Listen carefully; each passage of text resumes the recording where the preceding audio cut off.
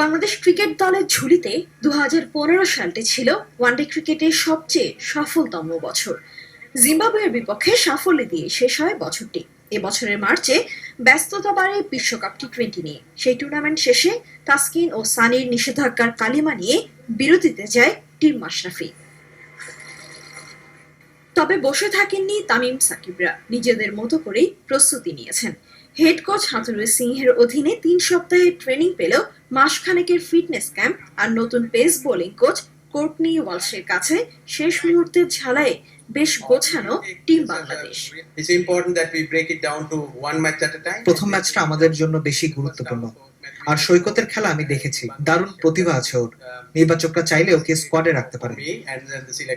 দলে কারো অনুপস্থিতি দলীয় পারফরমেন্স ধরে রাখতে পারে না, এটা মানতে নারাজ ক্যাপ্টেন মাশরাফি। তবে তাসকিন ফেরায় ৪ পেসার নিয়ে মাঠে নামছে মাশরাফি নেতৃত্বাধীন বাংলাদেশ দল।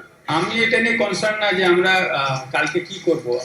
অবভিয়াসলি আমরা খারাপ খেললে আমরা হারবো, এটা ফর শিওর। টেন্স খুব ভালো, আমি মনে করি এটা ভালো। টেন্স থাকা একটু ভালো, তাহলে আপনি সুযোগগুলো দিবেন না বা নিবেন। বিসিবি একাদশকে ৬৬ রানে হারিয়ে এবার বাংলাদেশ সফর শুরু করেছে আফগানিস্তান।